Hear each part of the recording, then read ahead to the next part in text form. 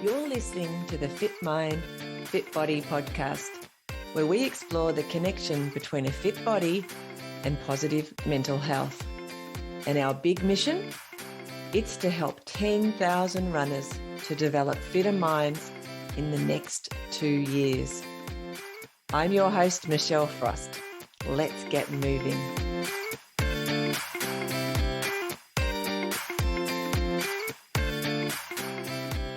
Welcome to this episode of the Fit Mind, Fit Body podcast.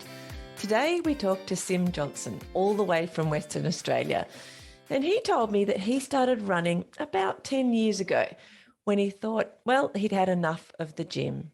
So he went for a run. Within 6 months, he was signing up for ultra trail runs. He doesn't recommend that as a way to start running, but he did get hooked. Enjoy. Today on Fit Mind, Fit Body, I am delighted to introduce you all to yet another person from the other side of Australia, from Western Australia, actually. Hello, Simon Johnson. How are you? Hey, how you doing? I'm very good, thank you. It's sunny and cold over here in Perth at the moment.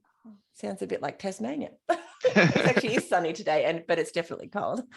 Yeah, Which is probably not as cold as in Tassie, but it's still pretty cold running the heater in the office. I think cold in Western Australia is relative. Yeah, I heard on the weather this morning how cold it was getting in Darwin today, and it was like 29 degrees maximum, and that's cold in Darwin. And I'm like, chilly. Yeah, got to put on a jumper up there, I think. That's right. Yeah, there'll be no shorts today in Darwin. All right, let's move on to. I want to find out a bit about you because I don't know you. You're a referral from another guest, which is really exciting for me because it means I get to learn more about you and everyone else does at the same time. So it's really fun. Let's start with where you grew up, Sim, which I know is one of your nicknames. So where did you grow up? I grew up in Perth, yeah, born and bred, been in Perth, sort of just out in the suburbs of Perth in Ferndale, Linwood Senior High School. Grew up here and done a lot of traveling around the world, but yeah, always been based here in WA, here in Perth. It does sometimes, well, to some parts of the world, it feels like it's closer. You know, I know a lot of people, one of my kids lived in Perth for a little while and she was working in the mines and things. And she used to say that people would fly to, to Bali or whatever for their time off rather than coming all the way back to the eastern states. And it just seemed to be more efficient for them. I was like, wow. It's usually just as far to fly or just as cheap to fly if I'm going to Singapore or Indonesia or Thailand or something compared to flying over to the East Coast because it's crazy. it's 5.5 hours to Brisbane, but then it's less than that to Bali or to Singapore. So yeah, that's so cool. I love that. All right. So you grew up in Perth. Did you have siblings? Yeah, I got an older brother and a younger brother. They both still live in Perth. Yeah, middle child, the horrible middle child. Always getting left out for things and neglected, but no, that's me. Poor thing. So at school, what did you do when it came to sport? Were you really into it? Or did you just do what you were told? Terrible at sport. I was useless at it. My older brother had all of the sporting skills and winning all of the first place ribbons in primary school. And then into high school, did a bit of athletics and stuff, and then footy when I was in a sort of primary school, but then high school, it's only the sport that was forced out of me during the day. But aside from that, I didn't much do anything. And even once I left school, still not into sport. Wow. So when you did leave school, what did you do? So before we get into how you started this thing called running, what did you do? School? Yeah, what did you do? I was back in the day. Back then, you didn't need to finish high school. So I think it was only really compulsory to finish year 10, and then going into year 11, I was just a disruptive little shit, and they basically politely asked me to leave and said, "Yeah, it's not really working out." And then I love that. You should probably just move on, and then sort of lining up the TAFE courses and things like that. And then I started doing welding, welding and metal fabrication at TAFE, a 6-month certificate just as a stepping stone to go into the trades. But that really wasn't for me. And then from there, I did a diploma in electrotechnology, it was called back then. I Wow. say back then, it was 20 years ago, but that was small computer systems, so sort of basic programming and sort of computers and things like that. Gosh, it sounds really tech, tech, yeah, really tech Yeah, involved, that and almost like otherworldly, I was sort of saying, because that term that you use, or was it electro? it's called electro. It was a diploma in electrotechnology. It's a Wow. weird thing, but yeah, I guess it was like a really old name, and then it had probably been, it's definitely been changed since then.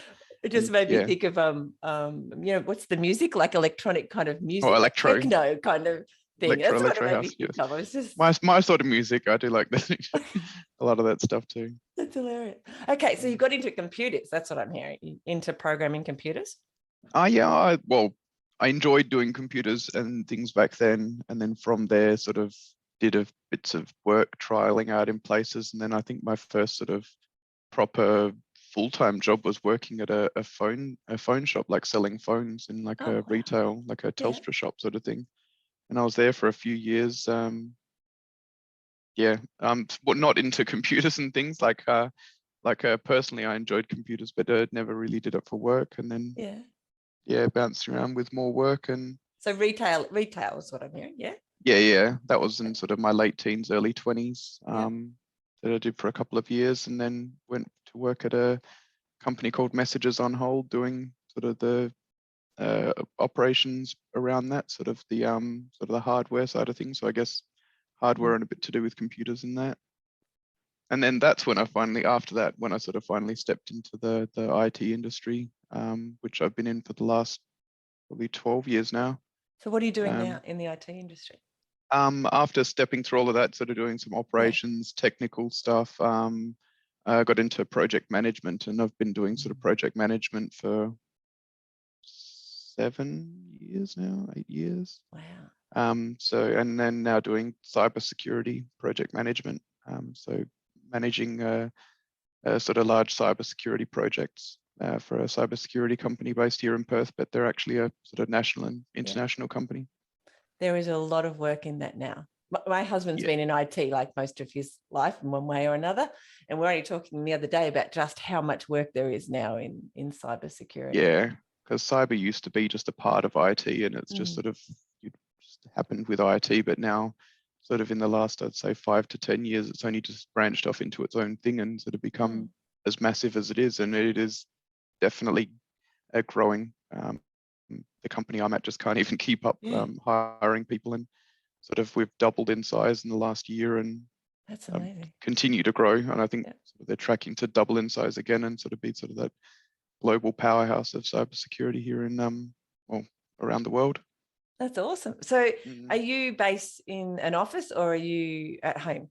How's Yeah, it? I'm based at home now. This Yeah. is my home office. I prefer to work in the office, but I'll work from home sort of 1 or 2 days a week, Mhm. or during COVID a lot more Yeah. than that. Yeah. Because yeah, me and my partner bought a new place and we've into a bit bigger one. Whereas sort of previously during COVID, I was at the end of the dining room table, and Oh, she must be had the nice. study. But then at the new place, I've got my own little office. And yeah, I know it's going to be a podcast later, but I stick up all of my running bibs on the wall behind me. I So love that. I actually saw yeah, that and I'm thinking, well, you're probably not in an office. It's probably a home pretty office. fancy office if it was. Yeah, Oh, I know. That's very personal with all those running things in the yeah. background. All right, well, let's get into the running. So this is, I'm hearing a kid who wasn't that into sport at school and took a little while to work out what it is, what he wanted to do for a while anyway. And then who knows, he could still change because that's a good thing to do and it's healthy. I've changed so many times what my career is. But the career that you are in is quite sedentary, isn't it? So how did you start running, or did it start via something else? How did you? It all started like I was sort of going to the gym a little bit. I've been Yeah. running for 10 years. Like I know the date that I went for a run because it was a big deal, and I'm like decided to do a 10K run, and that was 30th of May 2012. So I've Oh, just had my wow. 10-year That's running awesome. anniversary. Yeah.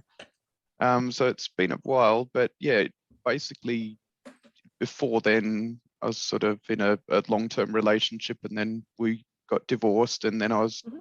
of course, as you go through a breakup, I was hitting the gym a lot, and I was going to the gym a lot, and then I decided I might give this running thing a go, and then went for my very first run, which was just a 10K run, which probably took me like an hour and 20 minutes or an hour and a half, and Yeah. then I felt like my legs were going to fall off the next day, and took me like double the amount of time to walk to work, which was walking to work at the time. And then from sort of when I started running in that very end of May, I think I did, because I stats person, so I tracked all of my runs from the very beginning. And June 2012 was my first full month of running, and I did 40 Ks, and Oh, then I wow. was on to about 80 Ks by July, and then I think I'd hit 200 by August, September that year. So you And really so, sort of took to it, didn't you, by the sound of it? yeah, it's Mm. sort of the addiction started of running, sort of just running with a friend of mine and sort of my housemate at the time. And then from, yeah, around August, I started doing parkrun, the Ah, gateway drug to most runners, sort of starting to do parkrun. And yeah, then it's just grown from there. And then from sort of running in sort of August, September, and that, me and my friend decided to do something silly and register for our first ultra marathon. uh-huh. So Oh, so you started running in, was it like March or something, or May or March, started and running then in May, and then before the end of registered the for our year? first. Yeah, it's a ultra marathon over here that most West Australians would heard of. It's the 6-inch ultra Mm, marathon down in finishing in Dwellingup, it's and been that's a mentioned on the podcast. 46. They call it a 46K, but it's very rare that anyone will get 46Ks on their watch, just down to GPS or Yeah. getting lost. I've I've run it 7 times, and I've had between 47 and 51Ks, but don't ask me about that 51K year. But yeah, it sort of started and running my first official marathon and ultra marathon in the same go. Oh, Prior to wow. that run that day, I'd only ever run, I think 25Ks was my longest training run, and then just, yep, let's go run double that. And this, in my head, I'm thinking, what on earth were you Mm, thinking when you start like you flaunted up to that start line and be like, well, I suppose if you don't know, you don't know. yeah, That's and half this of is it, sort isn't of, it? well, it's a challenge, and just I think both of us were going through, me and my friend Ben both were going through some difficult times, and sort of Yeah. running was the outlet. And I think that's how a lot of people do start Mm, running. They're going through a lot of difficult times, and they start running, and they start marathons, and then they start yeah. ultra marathons, and it's just constantly chasing that next big thing.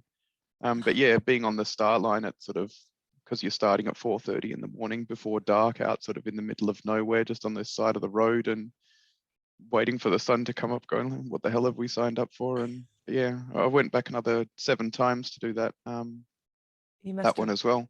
liked that one then. Yeah, it's, well, you get like a red spike. You get these railway spikes if you've done it 6 times, and so I felt like I needed to get that one, and then my partner joined on the next year, and so I needed to go back for that 7th year to get her red spike as well.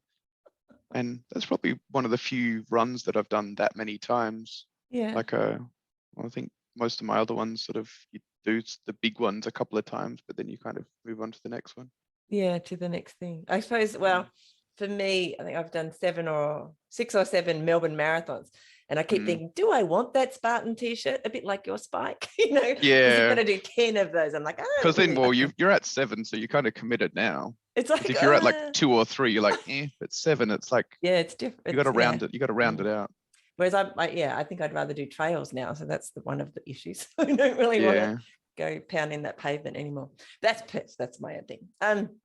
So, which does strike me, a question to ask you is that that's trail running. So when did you, like you started running from the gym? Most people would picture their, you step out onto the footpath, and it's not necessarily from the gym, but you're doing gym work, and you're probably running in suburbs and, on bikeways and things along the lovely foreshore there in Perth.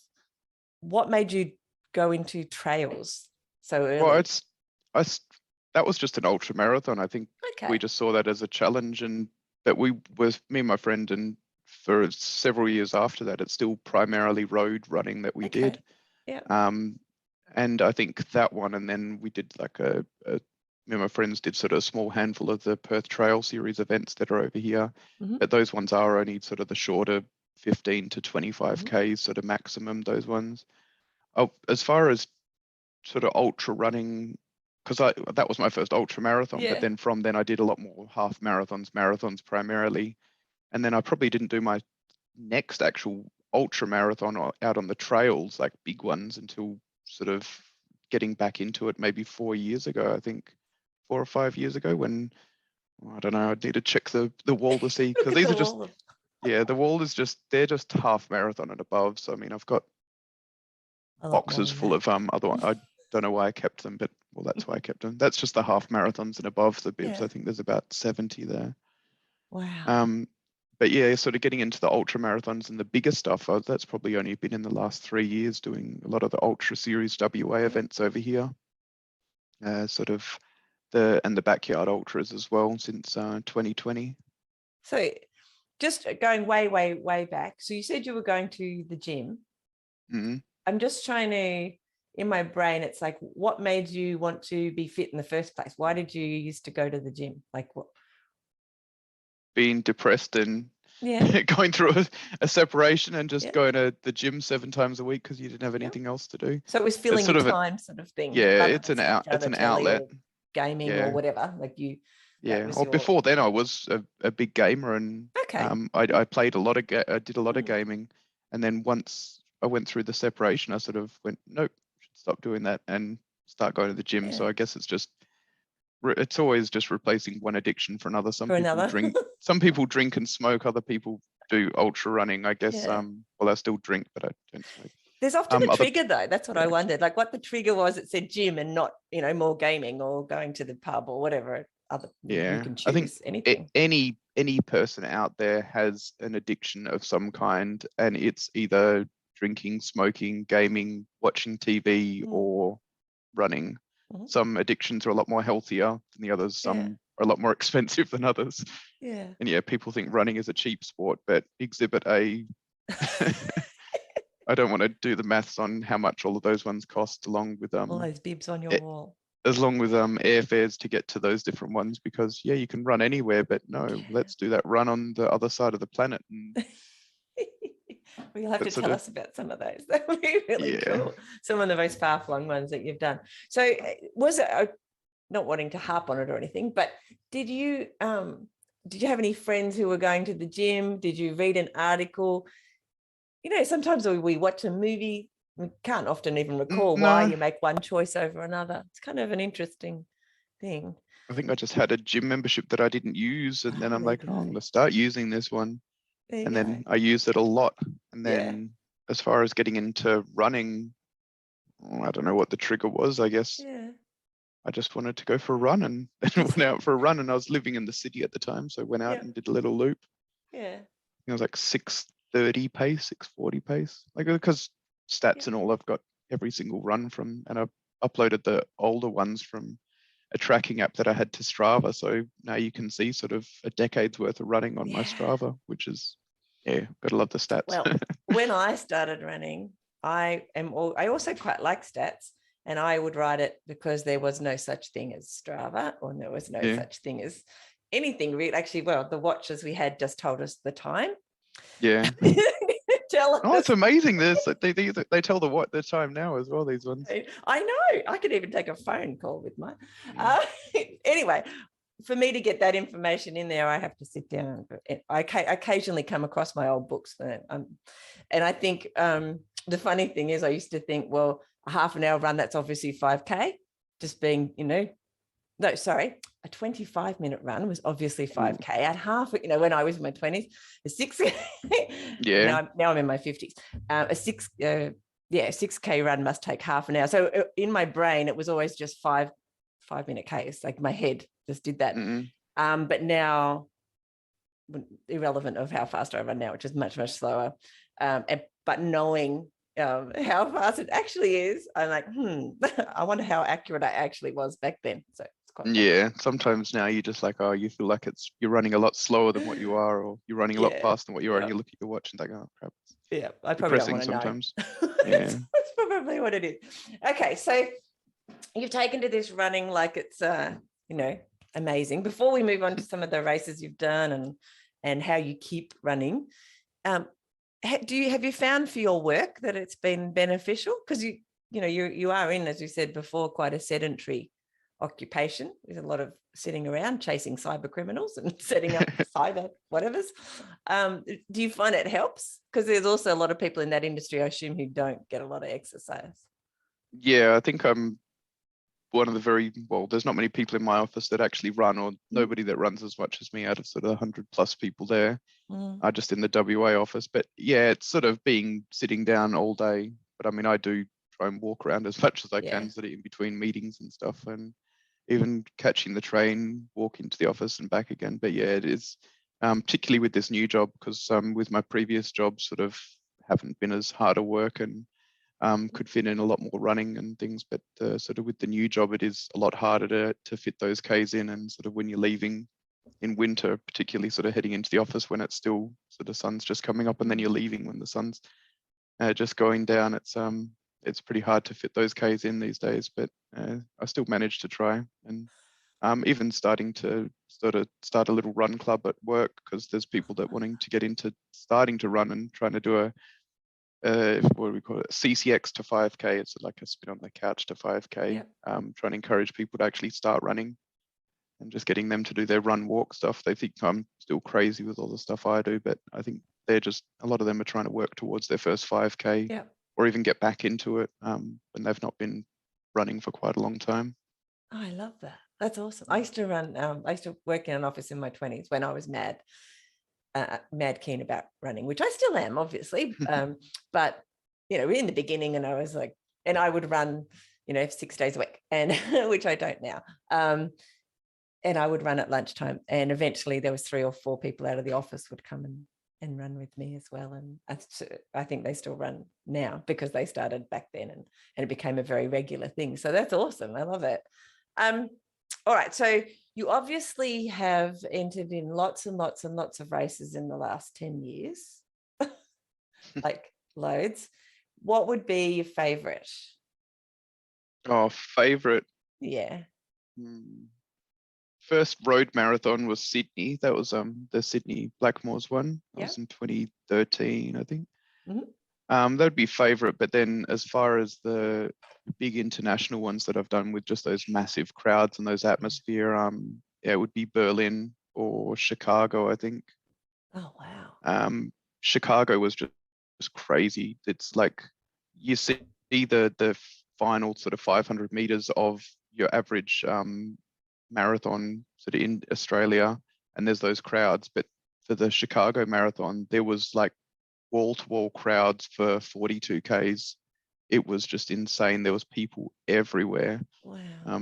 Which you just can't get those ones. And even in Berlin, for that one, there was the big crowds at the start, and then through certain sections, and then at the end. But I mean, I do love that. So the ultra running and the sort of seclusion of running through the bush by yourself is nice, but then also being in a group of sort of 50,000 people starting these massive races, I mean, it's pretty good. And as far as the other ones, the Dopey Challenge in Disney World in Florida. That's one we did, probably one of the more expensive ones, because accommodation over there, and then park access, and then the race itself. And how far and that is one that? they call it the Dopey Challenge. It's 84K. I don't know how it is, but it's a 5K on the Thursday, 10K on the Friday, 21K on the Saturday, and then the last one, the 42K on the Sunday. Dopey Challenge. Yeah. But then sort of for the half marathon and the marathon, the park actually opens up towards the end of it, so you can jump on some of the rides. While you're running, or when you? Mid brace. I didn't go on the rides. They've got all the photo stops with all the different characters and stuff, so I still managed to crack out a sub 4-hour marathon for that, while having 28 photo stops with the characters. Oh my god! But because people doing a sub 4-hour marathon weren't stopping for the photos, so I could just run into all of them. But my friends further back were sort of lining up for 5 or 10 minutes for some of the good ones to try and get their photo taken. But I'm just sort of running in, photo, run out. I've got, yeah, they're all through my Instagram if you want to scroll back a few years, but it's That's crazy. that was probably a fun experience. And a few of my friends that also did the marathon, it did actually jump on a roller coaster mid-race. Because I mean, you're doing a 6-7 hour marathon, so Yeah. a 10-minute detour to go on a roller coaster, it doesn't really matter. It reminds me of that one in France, the one that runs through vineyards and they all stop the and Marathon de Medoc. yes. Yeah, a few of my friends have done that with sort of the oysters and wine and different cheeses at the aid station. That one, That's amazing. yeah, they say if you do that one quicker than 6 hours, you're not enjoying yourself apparently. So it's the experience, isn't it? definitely, you don't go there for the time. Like if you're not actually stopping and trying everything, then yeah, it's a bit of a waste, I think. Doesn't make any sense, does it? Mm. I love it. So now you said you're more into trail runs now than say back then where you just kind of signed up to an ultra in your first 6 months of running or something, Yeah. which happened to be a trail run that was just happenstance. Why are you doing more trail now, do you think? I think it's just more fun and more social, and I think I was running pretty fast and I could crack out some good times a few years ago, but I think in the recent time, like I know I can't hit any of these times that I could hit sort of 5 or 6 years ago. So now I think I'm just focusing on the next thing to challenge myself, which is distance. And you do distances during ultras on trails. You don't do, oh God, I can't imagine doing a 50 or 100K on the roads. That would just be horrible. But although I've done those ones on, yeah, I've done a few longer runs on roads, and it's pretty hard work on the body as well. Hard work on the trails, but yeah.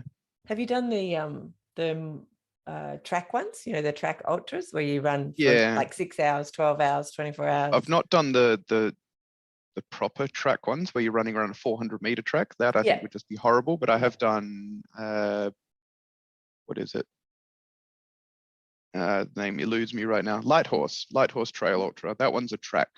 Okay. That's a 2.5K. Actually, only 10 minutes down the road from my house, which was really convenient when I went to it. It only took me like, I volunteered earlier this year and only took me about 15 minutes to ride down there. Perfect. That one's 2.5Ks, and you could do a 3 hour, 6 hour, 12 hour, or 24 hour.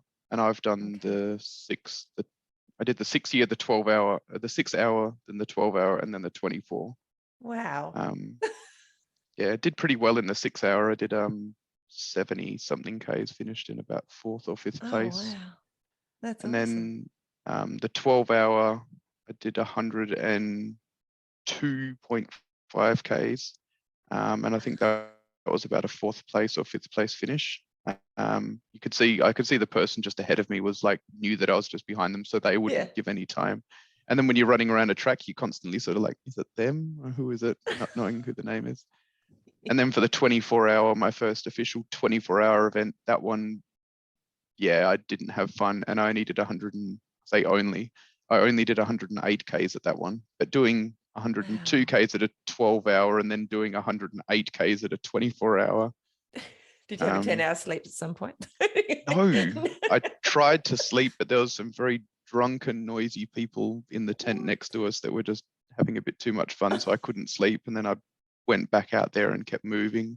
And I had a few naps in the chair during the day when the sun came up. But then, my knees started causing me issues, so I was going pretty slow towards the end.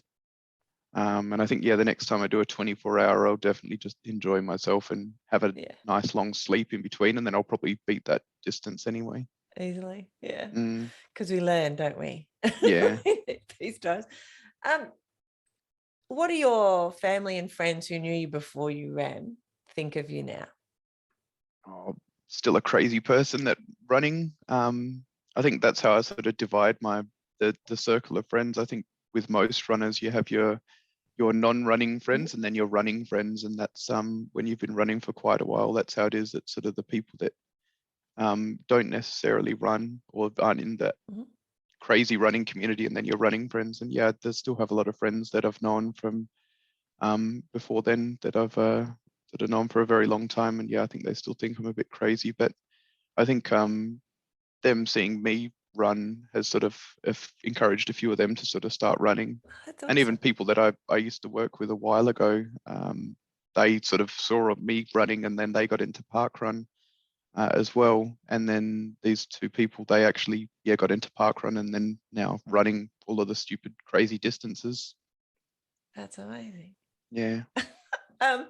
So what do you think motivates you to keep, like, because you're not, as you said, you're not just going doing park run on a Saturday morning anymore.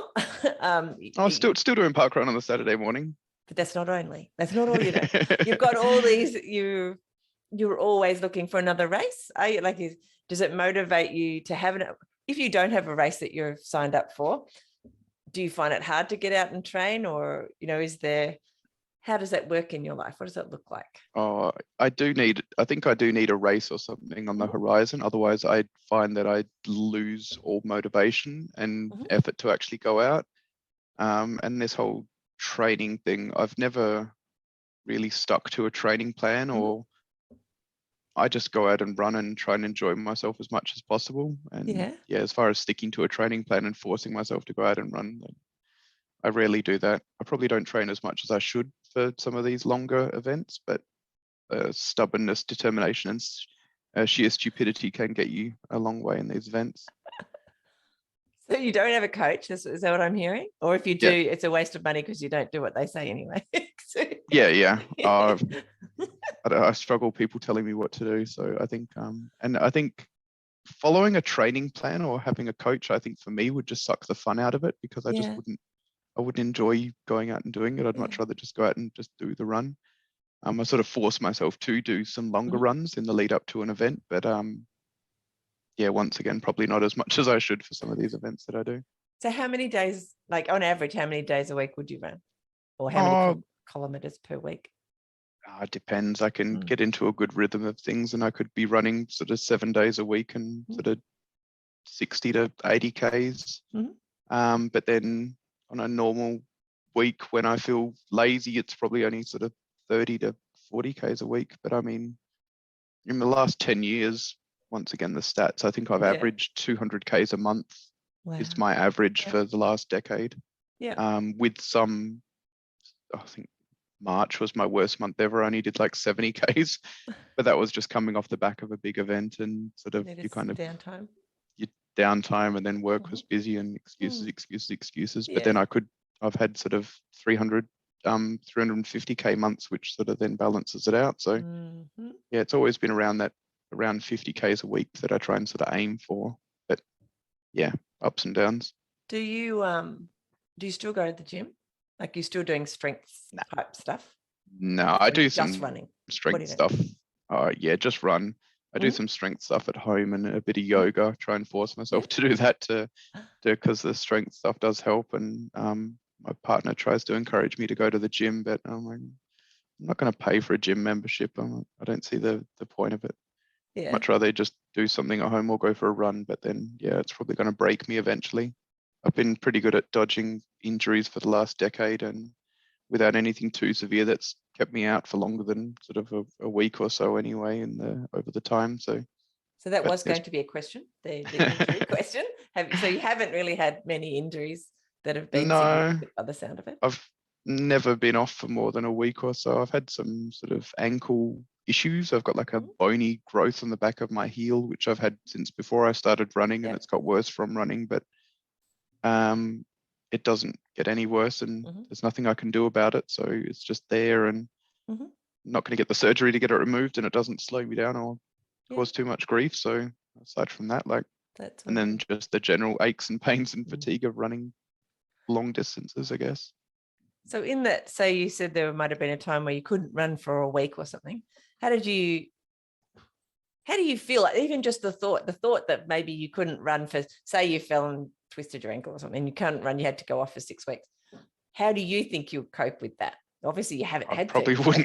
Probably wouldn't cope very well. I think when I did have those sort of week or 2 weeks off back then, that was during my sort of peak running, and I think I was pretty horrible to be around. As most runners could be, sort of when you can't run, when you're forced into a situation when you can't run, it's pretty difficult, either due to sickness, injury, or illness. It's pretty difficult.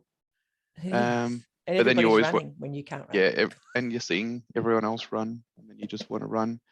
And then I got a bit sick at the start of the year and sort of trying to get back from that. Wasn't COVID, but felt a lot like it. And that was sort of about a month to 2 months afterwards where I just like the really low energy and just struggled to run and was so slow with like really high heart rate and breathing, even just for short stuff. So yeah, it's pretty tricky being away from the running for any period of time. So, well, the question I ask everybody is, how long do you think you'll run for? Till I get bored of it. Well, that's But one way to answer it. yeah, I'll keep running until I don't enjoy it anymore. What And do I you think think? that's, Sorry, yeah, you go. I just think that goes for anything. Like I wouldn't force myself to keep running, and I wouldn't force myself to keep doing it. So I'll just keep doing it until the novelty wears off. And 10 years on, and still not wearing off. Still got a few big races on the horizon, and That you enjoy. yeah, and still enjoying it. What Hanging is out with it? friends. What Yeah. is it that you think you really love about it? What do you think Probably that keeps you going? the social aspect. It's going for a long run in the morning, or going to do a trail run and then going out for breakfast afterwards, or Yeah. a longer trail run in the morning and then going out for lunch afterwards, or running in the evening and then going to the pub afterwards. Yeah. For a runner, I'm quite unhealthy with the amount of burgers I eat. People, I think most of my friends could confirm that. Yeah, I eat a lot of burgers, so And you that's like probably to why I do. attach your run to a burger. Yeah, it's probably why I do run, so I can continue to eat and drink all of the crappy food, because if I stopped running, then there's no way I could continue to eat and drink all of the things that I do currently. Wow. Well, you probably become the atypical computer guy that, just like we think of police eating donuts and you think Eating or burgers something. Yeah. and burritos and pizza. Yeah. Well, so if you want to keep eating those, you'll have to keep running for like ever. Exactly. So Or I'd need to whatever. keep running, because if until I want to give up burgers and beers and pizza, then I've got to keep running as well. So does it actually make you feel good too? Like you were saying, you're enjoying it. Apart from being able to eat whatever you want, how do you feel when you're running? Oh yeah, I feel good. Like you always, I think whenever you don't want to go for a run and then you sort of force yourself to put your shoes on and get out the door, you always feel better after it. Maybe not during it at the start sometimes, but after the run, you always feel better. Like you'll never finish a run and go, I shouldn't have gone out that day, unless you're doing like a really long, silly thing. But when you do those runs and then you come home and you feel better afterwards. So I think while I'm still having that feeling, and yeah, you do need to chase it a bit more by running further and further and longer then. But yeah, it's still enjoyable. So on those days when you don't want to go out the door because the weather is horrible or some other reason, you're tired, is that how you get yourself out the door? Knowing that you will feel better once you've done it? Yeah. Well, sometimes I don't go out, but most of the time I do. If like I haven't run that week, or I've had a really bad day at work or something, I know that the run would help, and sort of being stressed out, like I know I'll feel better after a run. I love that. Do you run mostly in the mornings or in the afternoons? Definitely after work. I'm usually up pretty early for work, and I value my sleep. I do love to get my 8 hours worth of sleep a day, otherwise I can be fairly grumpy. So the only time I wouldn't run before work, I'd only ever run in the mornings on the weekends or for a race. So Saturday, Sunday running. Can't even remember the last time I went for a run before work was. So does that mean most of your long run training, say if you had a big event coming up, your long runs would be done on the weekend? Yeah, I'd always do a sort of a Saturday, either run to park run, do park run, run home, or incorporate park run into it, or then do a longer run on the Sunday, or sometimes do a double, sort of run in the morning and then run in the afternoon if I've just done park run. Okay. Do you run with people or by yourself mostly? I'd say mostly with people. I'd say probably 3/4 of my runs are with people. We do a sort of regular Tuesday after work intervals or run, then followed by the pub. And then maybe a Thursday, the work run is with people. So probably more than 3/4 of my run are with people. Okay. And you find that's quite a motivator for you too, Yeah, like having the because I social don't. side. Yeah, I don't generally listen to music Yeah. when I run. So during events, I wouldn't listen to music unless it's sort of Yeah. like a really long one that I might sort of have listen to a podcast or an audiobook or something. Yeah. But yeah, it's more of a social thing. So running with friends, I think that's what really helps the motivator to go out rather than just sort of, well, it's, rather than just going to the pub. You feel like you Yeah. need to earn going to the pub. Run to the pub. Yeah, run to the pub. What is going on in your head on those times when you're running by yourself and you're not listening to anything? What sort of stuff do you think about, like the things that have gone on through the day, or the problems of the world, or just what your body's doing, or being there in the moment? What kind of stuff goes through your head? Oh, depending on how long I'm running for. Mm-hmm. Like for the longer I run, the try and get that silence in your head. And I think that's what most runners are doing for these long events. It's like chasing that silence. So when your brain will actually stop thinking about everything. But yeah, before then, up until that point, yeah, I've got a very, very active brain. So it's just constantly thinking about everything. Yeah. Work and personal life and hey, that tree over there, and then Yeah. other random thoughts, and it's just Yeah. it never stops. It's difficult being inside my own head sometimes, and I think doing these long runs, I think, is good to your brain can actually switch off after a while. Yeah. But then being an ultra runner and trail runner, it takes a lot longer to actually get it to switch off. Have you found that you reach a point and you think, well, I don't have to run any longer than this. This is the point where my brain slows down, and then you sort of get used to it, and then it's like, oh no, now I need to go further, so that you keep pushing it out, I suppose, that point where your brain slows down a bit. Or is there like a magic, I don't know, 35 There's kilometers no, or something? there's no sweet spot. I think sometimes it can happen a lot earlier. Sometimes it Okay. takes a really long time. I love that, because one of the things we've talked about on the podcast, and which is what really got me into wanting to do this podcast, was some research that I had come across in neuroscience, where they had measured what's going on in your brain if you're doing yoga and meditation versus what's going on in your brain for people who are runners, and it looks very similar in many circumstances. So we as runners can get to a point in our running, like you said, where the benefits and the things that are happening have now been measured to be pretty similar to the positive effects of meditation and that kind of stuff. So Yeah, I believe that. It is just a form of meditation. Everyone sort of has their own things, sort of cycling, running, swimming.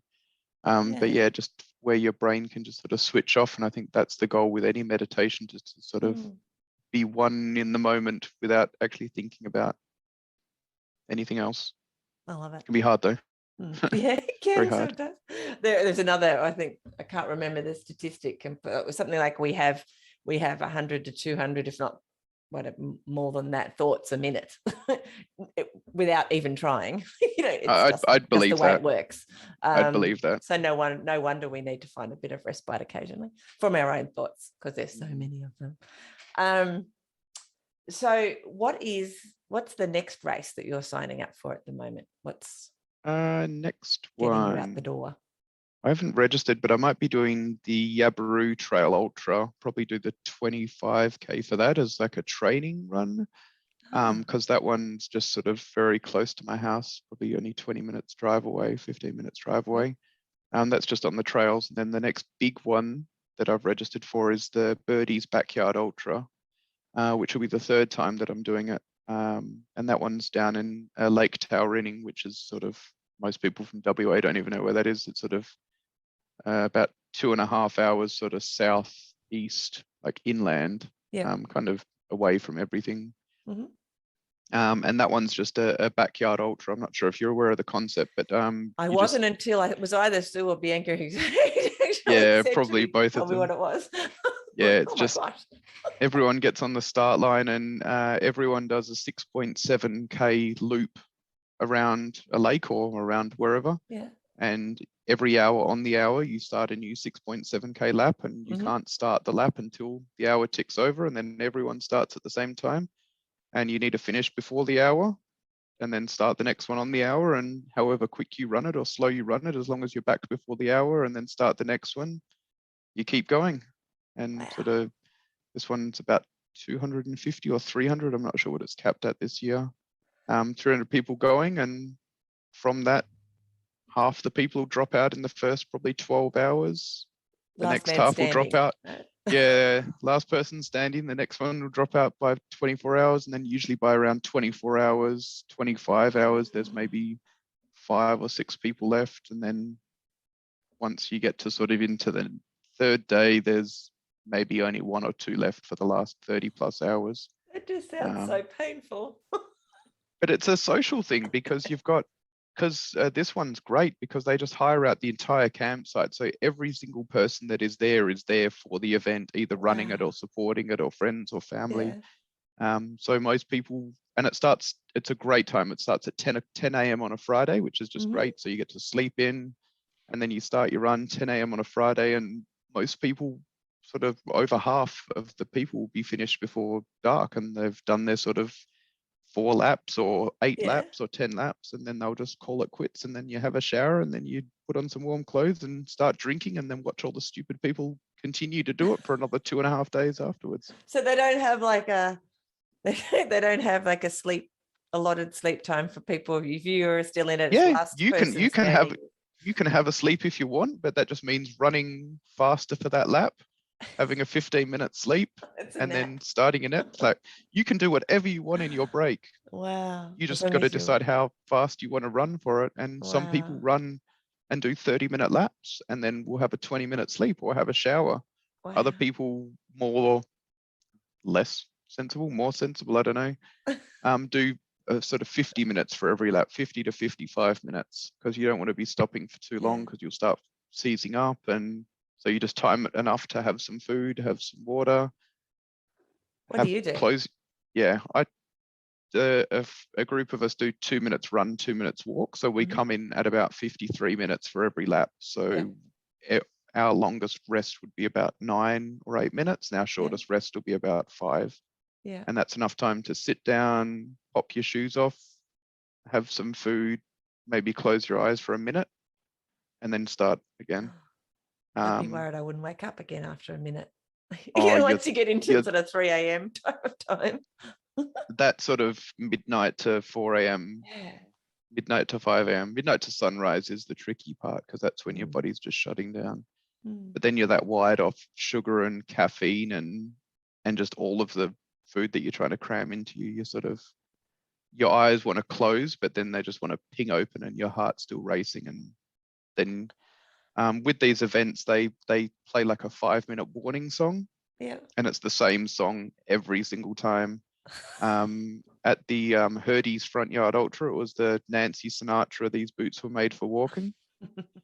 You imagine hearing that 5, 10, 20 times. And then at Birdie's Backyard, do you want to have a guess what the song is? No, tell It's me. "Bird's the Word." But Oh, it's an old song. I'm gonna have to sing it. It's the bird is the word. oh yes, that sounds familiar. Yes, yes. You sing It's really well. You probably I'm heard it a few times. I've heard it a lot of times. From when I was running it, and then it continues on, and that song will play with a 5-minute warning, which is really funny at 11, 12 in the morning, and then into lunchtime. But then when you're hearing it about 2 o'clock in the morning, it's like, stop playing that damn song. But then you just start singing it because it gets stuck in your head. And I would think you Um, then sing it for the next 12 months until you line up again. Pretty much. Yeah. So they play that song, and then there's the 2-minute siren and a 1-minute siren, and then you start the lap again. So, yeah. Oh, wow. It sounds like And quite an adventure. I'm not sure oh, it all that's just sounded fun, though. oh, that one's last year wasn't fun because you had to run through a swamp for a chunk of it. Oh. And you imagine a few hundred people running through the same swampy bit. The nice line through there just gets absolutely ripped apart. So there's no Oh, nice line anymore, and you're just running through squish mud. And then box. there's no point in changing your socks and shoes because they're just going to get wrecked again, and you're not going to bring along 20 pairs of shoes and No. socks. So Uh, yeah, after they get wet, you're just like, well, they're wet now, so it doesn't matter. so how But long that's have you just done that for? How many uh hours, my days? What best do you call it? backyard or front yard ultra I did at Herdy's just recently, or March this year. and I timed out on lap 18. So I successfully finished 17 laps, and I didn't want to go back out, but I got forced back out on lap 18 because I finished in time. So if you finish in time, you got to get back out there. And I got sent back out on lap 18, which was sort of through the night when it's cold and it's dark. You're just waiting for the sun to come up, and then the sun comes up and it's so beautiful, and then it starts getting hot. And so that was at about 10 a.m., I think 9 a.m. that I sort of pulled the pin, or that I timed out on that one. And that's running from 4 p.m. the day before. Okay. So that was my first running through the night without any sleep event that I'd ever done. But I actually had a crew, had a very good friend who supported me for that one, sort of filling on my water bottle and feeding me hash browns through 2 o'clock in the morning, which was just awesome. Wow. Hash browns are like the best go-to food when you're doing these events. Really?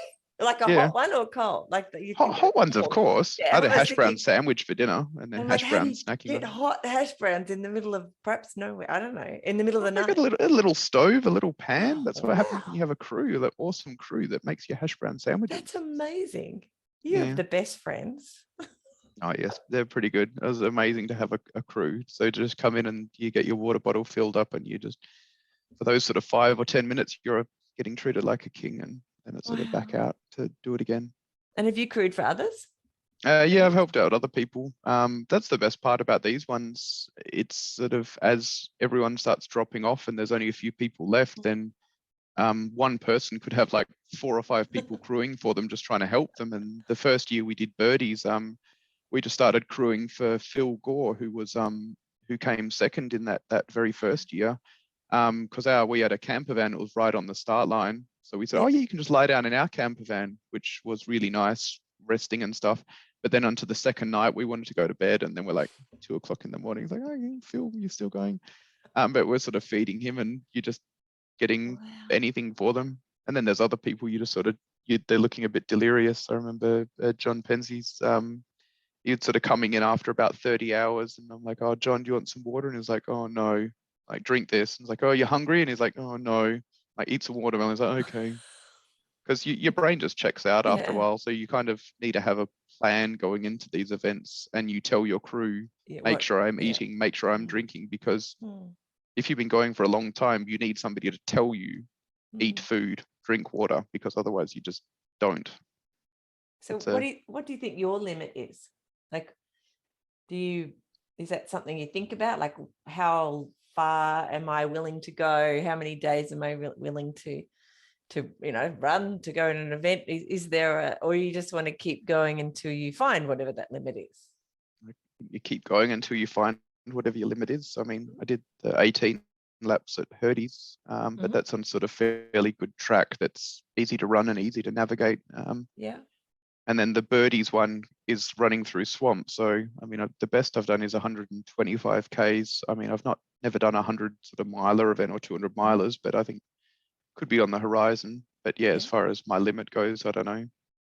I think 100 miler I might actually need a train for, though. So we'll see how we go with that. A train, as in a train that... Oh, no, I will need to train for it. Oh, I thought you meant actually you can do it somewhere where there's a train and you're going to get that to take you the rest of the distance. Oh, yeah, I can just jump on the train. And well, that's what you used to do. You do long runs just along the train line with your smart rider. So you just jump on the train when you're done, because you're sort of running as far from home as you can. We don't or have you don't take it with you. In Tasmania, unfortunately. Yeah.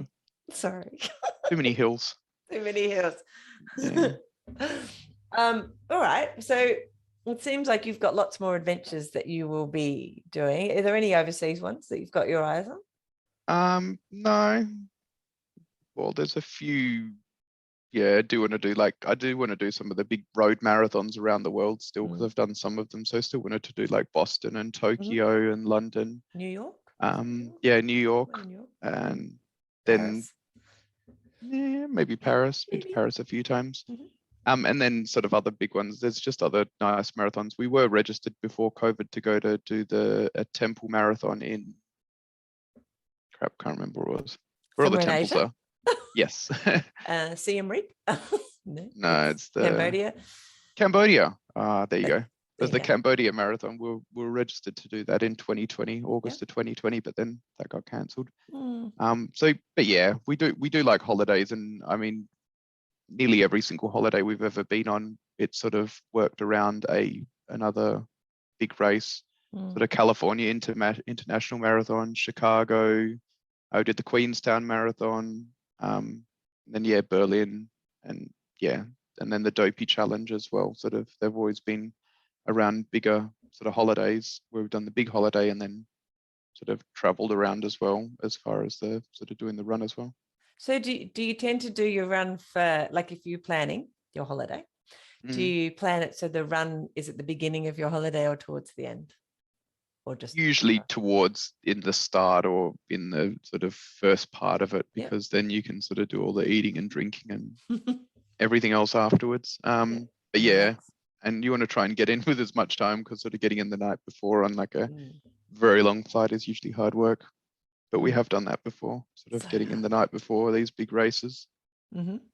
Mm. Yeah, that strikes me as quite challenging, because even like those longer haul travels can be quite tiring on the body, and then just to front up to a start line to run a marathon or more, it's like, ugh. Yeah, it's usually just as bad if you're doing like a long drive and just sitting in a car Mm. for a few hours and then having to do a run. I've had to do that before as well, because WA is a pretty big place. So driving down to sort of Buston or Bunbury or Albany or something to do these longer runs sometimes, the morning of, can be pretty tricky. You want to sort of make sure you get there a bit of time before, otherwise you're trying to stretch beforehand. Yeah. We did a run on the weekend and we went to the wrong starting area, so we missed the start line, and then getting out of the car and then just going straight into this King of the Mountain event, sort of running and trying to let the body loosen up after you've just jumped out of the car and been in the car for nearly an hour. That was a fun one. That's a fine way to get injured. Yeah, you try and take it easy, but then it's cold and you're already late, so you're trying to catch up with the tail walker and try not to get lost as well. But that was good. I think we caught the tail walker at about 6Ks into the event. So Oh, excellent. yeah, we didn't have our bibs and we weren't actually officially, or we'd already paid and entered, but I mean, the registrations had closed and we were like 15 minutes late for the start. So we just chased them down and eventually overtook them. Didn't finish last and started That's 15 amazing. minutes late. Yeah. There you go. Well done. I love that story. A question that I ask most people is, what do you think running has given your life? Like, what would you be missing if you didn't start running 10 years ago? Probably have some difficult mental health issues if I wasn't running or doing some kind of outlet. And then, yeah, a lot of friends then I think that you'd miss out on, because a lot of your friends, you've sort of, if people that get into all of these big running events and do a lot of running, you generally sort of start hanging out with a lot of runners as well. Yeah. So a lot of the people that I hang out with on a regular basis are mostly runners. So yeah, I'd probably be missing out on a lot of those friendships. Yeah, I love that. It's true. That's how I feel about it too. So it has been amazing, Tim, to have a chat with you. Is there anything about running that you want to make sure we talk about before we wrap up and get some tips from you? Is there anything, though, about running that we haven't talked about apart from the tips that you'd like to share? Or have we covered, why you run and all the things about running you wanted to talk about? No, the only thing that I probably haven't talked about is my vision impairment. Oh, well, there you go. So You're looking right at me through the camera. Yeah, I thought it would come up earlier just naturally, but I didn't, because that's another reason getting into running and sort of being depressed and anxious and stuff. I've actually got a vision impairment, so most people don't realize I'm actually legally blind as well, which means not that I can't see anything at all. It's just that I've got very, very poor central vision, so all my peripheral vision's fine, which but it is slowly getting worse. So running on trails is getting harder and harder, especially at sort of nighttime and that, with the shadows and things. But I mean, I get by, and I think that's why I do run as well, because to keep challenging myself with that. Because most people, even when I'm running on roads and stuff, you don't actually realize that I've got a problem, because I do pretty well. Even running at nighttime, I think running on nighttime on fairly flat surfaces, I'm better than most people, because everyone else is relying on their vision to be able to see where they're going, where I'm like, well, this side's crunchy and I'm not running on the path anymore, and this side I'm running on the path, so I'll just keep going straight. So So you're and just then keep, using of the other senses basically, and yeah, we're not. using the other senses and sort of relying a bit to see, I guess, but running on the paths that I know as well. Like you Yeah. tend to know where all of the bumps are, and I think I might actually run a slightly different style to some people, sort of picking up Mhm. my feet a bit more. Mm. So that when you get tired and then you start tripping over everything. But I mean, I very, very rarely fall over, and I think I've got perfectly sighted friends that fall over a hell of a lot more than Yeah, me. I can say So I've been known to fall over occasionally. And yeah, I've got a friend, and we've nicknamed him Stumbles because he has the ability to fall over on the flattest surface imaginable. Like when he's had some nasty falls when I've been with him, I'm looking back, I'm like, what did you ow. actually fall over? Yeah. Yeah, there's Of nothing course, there. if your friend falls over and they're not bleeding or unconscious, then you have the right to laugh at them for falling over, because it's going to be you next time. So yeah. I like that. Yeah, I know. I thought that you had a vision impairment, but because I'm looking at you and you're looking at me, I thought, oh, maybe it was one of the other, because I get lots of referrals. I thought maybe it was one of the other ones. No, So there you it's go. me. Sorry about that. Yeah. Oh no, that's I would have fine. brought it up earlier otherwise. Most people don't notice, and even Mm, people that I work with don't notice. It's not until mm. they see me looking about a hand's width away from my computer screen with about 300% zoom at work. It's kind of difficult working on sort of top secret projects and things, Yeah, and you because have to have when I'm it. in the office and people can like read my screen across the room. But yeah, I sit pretty close to my That's screen and my funny. camera is just off to my side. So Yeah. I'm looking off in this direction where the camera is, but Yeah. I can't see too much detail. You're actually much bigger on the screen to my right here, which you can probably see the edge of it just there. Well, my eye problems are related completely to age, and I also have a much bigger screen over here, and everybody walks in the room just laughing at me, my family, Yeah. because I have to. But it's age related. Just I like it much bigger. It's more comfortable for me, and of course I have to have glasses on when I'm at the I computer. think it's just a good excuse to get a giant screen. I've got a decent sized screen Yes, at home and I want to get a bigger one in the office, I I think. love that. I love Yeah. it.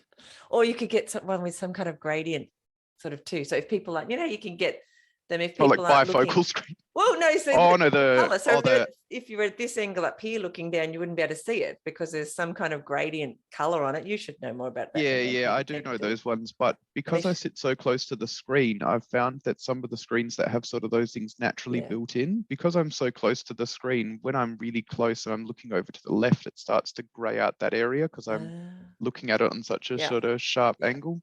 So it doesn't But I think it's work. just an excuse to get a bigger screen, and I think I move. I don't know.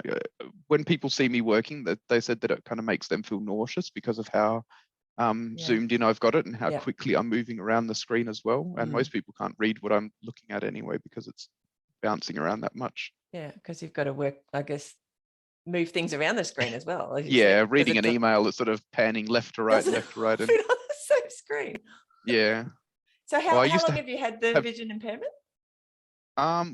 well, it's a juvenile form of macular degeneration. So Okay. I was diagnosed when I was about 17, shortly after my older brother was diagnosed. His Wow. vision, he's got it as well. It's a Yeah. rare condition called Stargardt's disorder, and he's Yep. got it as well. And it only affects about 1 in every 20,000 people. So we're very Wow. special. You are. But yeah, sort of came on 17 or so, and then Yeah. I was still driving back then, and I probably stopped driving in maybe my mid-20s, mid to late 20s, just when it was too dangerous for me to be on the Yep. road, even though there's probably people on the road now that are worse drivers and with worse vision. Yeah. But I just chose not to. But yeah, then I've sort of been this legally blind for the last probably 13, 14 years now. I think 2008 it was officially done. So Yeah. then sort of on the disability support, but I mean, I still work full time, so not claiming any of that. And yeah, it's slowly going to get worse over time, but it's never going to be completely blacked out. I mean, it's just going to get harder and harder to do some things, which I think after doing the trail run on the weekend, I'm thinking, I actually had that thought, and I said to my partner when we were running that, yeah, I don't know how much longer I can actually do these sort of runs. And I'm like, because it's pretty hard to see. But I think that's more, yeah, I think you just, I'd have to go slower because Well, I could still hike and that. I've had on the, I'm sure you already know this, I've had on the podcast last year a gentleman who works for Fred Hollows, and he is a guide for vision impaired runners. So there you go. That's something if you decide that you want to keep running it, if your eyes get so bad at some point, especially trails, there must be people who specialize in. I know there's people that are almost completely blind that do have guides on trails, and I don't know how the hell they'll do it, but no sort of just knowing some trails are fairly good for it, and it's like if it's fairly flat and you're just stepping over a tree every now and again, that could be okay. But yeah, still being able to run. I think all it means is that I need to slow down. Yeah. Because I don't like to run slower on the trails, and it frustrates me when it's my vision that slows me down on trails rather than my cardio or something. Your physical. When it's your physical or cardio stopping you from running as fast on the trails, then that's one thing. But when I can't keep up with people on the trails, when it's due to my vision, that's when it's a bit frustrating. But I get by.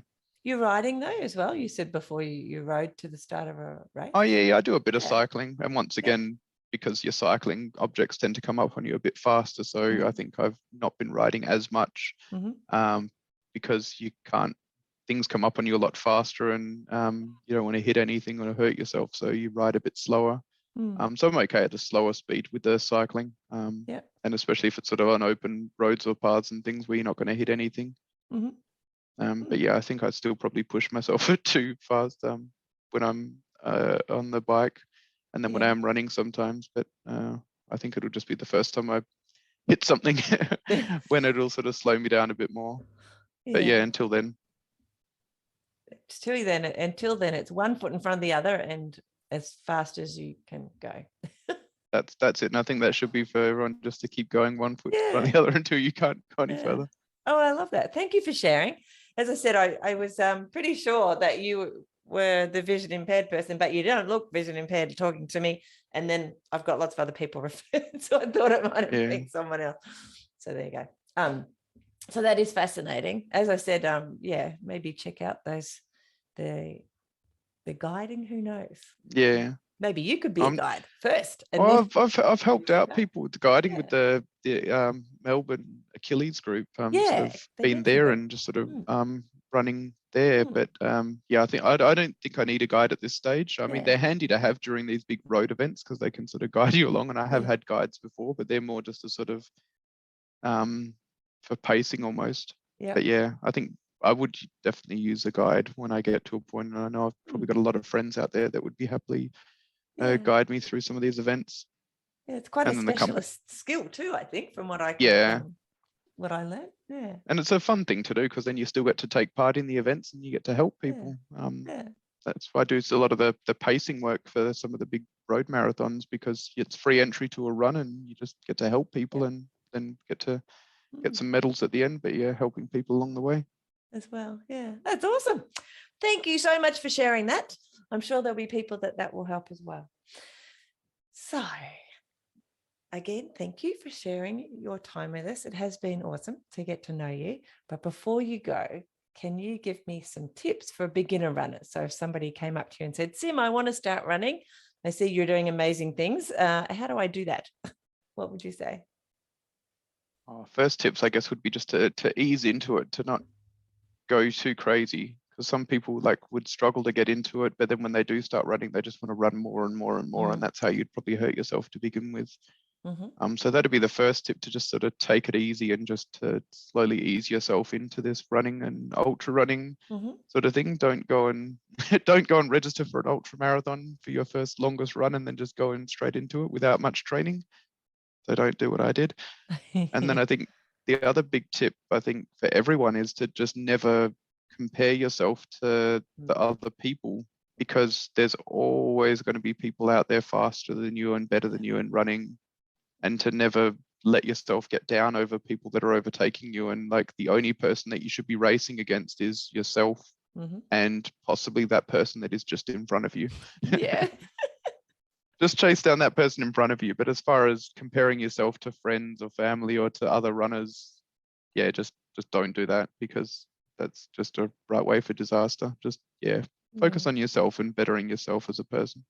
They say just compare yourself yesterday. Just compare against yourself yesterday. The only problem, not a problem, but you mentioned earlier something about you can't do those times or whatever anymore. And one of the things we've talked about on the podcast a few times is you just never you don't know when you've reached whatever your top speed is going to be. Yeah. There's no alert, there's no flags, there's no party, there's no celebration. No, this is the fastest you're ever going to run a marathon or a 10K or whatever. So you don't ever really know that, which upon reflection, now I'm a bit older, I'm like, oh, I wish I'd known that. I was knowing that year I was running as fast as I ever was going to. But I think that's just a thing. I think that's why a lot of people get into ultra running as well, because it's running the distances, because you can always run a bit further and a bit further and a bit further and a bit longer, and it doesn't matter how long it takes you to do it. So I think you sort of do all the fast stuff when you're younger, and then you do longer stuff when you get older. And especially trails, because you're comparing apples and oranges, really. Like, I've done lots of Melbourne marathons, and so you're just doing the same thing over and over again. Whereas if you do lots of trail runs, even doing the same trail run year after year can be quite different, because of the weather can really affect the trail. And I've done the same runs a few times, and even the Yabaroo Trail Ultra, I've done it in one year. It was sort of stupidly hot, sort of getting up to like mid-30s, and then another time I did it, it was hailstorms and rain and thunder and lightning, and that's the same event, so it can just go either way. So that's trails, it's different every single time you're out there. It is. It's amazing, which is what makes it so wonderful. I love that. I love that. Me too. Yeah. All right. Well, Sim, thank you again. Don't jump off. I'll say goodbye to you off the recording, but thank you for hanging out with us. It's been awesome to get to know you. Thank you so much. Thanks for having me. Thank you for listening to the Fit Mind, Fit Body podcast. I'd love to talk to you about your running journey. So send me a message on Facebook or on the website, and let's do it. For a bunch of resources on mindful running that will help you get and stay mentally and physically fit, head over to the website fitmindfitbody.co, and I'll see you there. Plus, I'll be back here in your podcast player a few times a week. Hit subscribe now so that you don't miss an episode. And before you go, I'd really appreciate it if you'd leave a review. It'll help more people to find the podcast and get inspired to start running. I'll see you soon. Bye.